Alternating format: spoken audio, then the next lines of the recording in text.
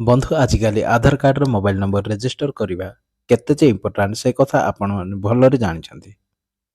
ଆପଣଙ୍କ ପାଖରେ ଯଦି ଆଧାର କାର୍ଡ଼ ଅଛି ଆଉ ଆପଣ ଜାଣିବାକୁ ଚାହୁଁଛନ୍ତି ଆପଣଙ୍କର ଆଧାର କାର୍ଡ଼ ମୋବାଇଲ ନମ୍ବରରେ ରେଜିଷ୍ଟର ହୋଇଛି କି ନାହିଁ, ତ ସେଇଥିପାଇଁ ଚାଲନ୍ତୁ ଭିଡ଼ିଓଟିକୁ ଆରମ୍ଭ କରିବା। ଆପଣଙ୍କ ମୋବାଇଲରେ ଆପଣ କୌଣସି ଏକ ବ୍ରାଉଜରଟା ଓପେନ୍ କରିବେ। ମୁଁ ମୋ ମୋବାଇଲରେ କ୍ରୋମ୍ ବ୍ରାଉଜରଟାକୁ ଓପେନ୍ କରୁଛି। କ୍ରୋମ୍ ବ୍ରାଉଜରକୁ ମୁଁ ଓପେନ୍ କଲି। ତାପରେ ଏଇଥିରେ ମୁଁ ସର୍ଚ୍ଚ କରିବି UIDAI। ଏଥିରେ ମୁଁ ସର୍ଚ୍ଚ କରିଛି। ଏଥିରେ ମୋର ଫାଷ୍ଟରେ ହିଁ ଅଛି UIDAI, ତ ମୁଁ ଏଇଥିରେ କ୍ଲିକ୍ କରିବି। କ୍ଲିକ୍ କଲା ପରେ ଫାଷ୍ଟ ଯେଉଁଟା ଇଣ୍ଟରପେଜ୍ ଆସିବ, ଯେଉଁ ଫାଷ୍ଟରେ ଯେଉଁଟା ଲିଙ୍କ ଅଛି ତାକୁ କ୍ଲିକ୍ କରିଦେବେ। ମୁଁ ଏହି ଲିଙ୍କଟାକୁ କ୍ଲିକ୍ କଲି। ଫାଷ୍ଟରେ ଯେଉଁଟା ଆସୁଛି ଏହି ଲିଙ୍କଟା କ୍ଲିକ୍ କଲା ପରେ ସେକେଣ୍ଡରେ ଏମିତି ଗୋଟେ ଇଣ୍ଟରପେଜ୍ଟା ଓପେନ୍ ହେଇକି ଆସିବ। ଏଇଥିରେ ମୁଁ ଇଂଲିଶ ସିଲେକ୍ଟ କରିବି। ଆପଣଙ୍କର ଲାଙ୍ଗୁଏଜ ହିସାବରେ ଆପଣ ସିଲେକ୍ଟ କରିବେ ଆପଣଙ୍କର ଭାଷା। ମୁଁ ଏଇଥିରେ ଇଂଲିଶ ସିଲେକ୍ଟ କରିବି।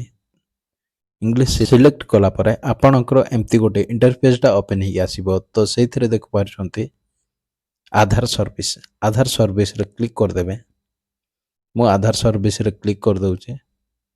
ଆଧାର ସର୍ଭିସରେ କ୍ଲିକ୍ କଲା ପରେ ଏଇଥିରେ ଆପଣଙ୍କୁ ଦେଖାଯାଉଛି ଆଧାର ଲିଙ୍କିଂ ଷ୍ଟାଟସ୍। ଏଇଥିରେ ଆପଣ କ୍ଲିକ୍ କରିବେ। ଆଧାର ଲିଙ୍କିଂ ଷ୍ଟାଟସ୍ରେ କ୍ଲିକ୍ କଲା ପରେ ଏଇଥିରେ ଆପଣଙ୍କୁ ଦେଖାଉଛି ଡକୁମେଣ୍ଟ ଅପଡେଟ୍, ଡାଉନଲୋଡ଼ ଆଧାର, ତାପରେ ବହୁତ ସାରା ଏମିତି verify email ID, mobile number, ଏମିତି ସବୁ ଅପସନ୍ ଅଛି। ସେଇଥିରୁ ଆପଣ ତଳକୁ ଯିବେ। ତଳକୁ ଗଲା ପରେ ଏଇଥିରେ ଦେଇଛି ଚେକ୍ ଆଧାର ଭ୍ୟାଲିଡ୍। ଏଇଥିରେ କ୍ଲିକ୍ କରିବେ। ଏଇଥିରେ କ୍ଲିକ୍ କଲା ପରେ ଏଇଥିରେ ଆପଣଙ୍କୁ ଆପଣଙ୍କର ଆଧାର ନମ୍ବର ଏଣ୍ଟର କରିବାକୁ ପଡ଼ିବ। ତାପରେ ଏଇଥିରେ ଆପଣଙ୍କର କ୍ୟାପଚା କୋଡ଼ଟାକୁ ଫିଲ୍ କରିବାକୁ ପଡ଼ିବ।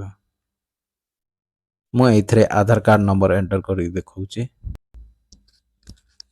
ଏଇଥିରେ ମୁଁ ସବୁ ଫିଲ୍ କରିଦେଇଛି। ଫିଲ୍ କଲା ପରେ ମୁଁ ଆକୁ ପ୍ରୋସିଡ୍ କରିବି। ପ୍ରୋସିଡ୍ କଲା ପରେ ଆପଣଙ୍କୁ ଏଇଥିରେ ଦେଖାଯାଉଛି ଆପଣ ଯେଉଁ ମୋବାଇଲ ନମ୍ବର ରେଜିଷ୍ଟର କରିଛନ୍ତି ତାର ଲାଷ୍ଟ 3 ଡିଜିଟ୍ ନମ୍ବର ଆପଣଙ୍କୁ ଦେଖାଯାଉଛି। ଏମିତି ପ୍ରକାରେ ଆପଣ ଆପଣଙ୍କ ମୋବାଇଲ ନମ୍ବରଟାକୁ ଚେକ୍ କରିପାରିବେ ଆପଣଙ୍କର ଆଧାରରେ କେଉଁ ନମ୍ବର ଲିଙ୍କ ହେଇଛି।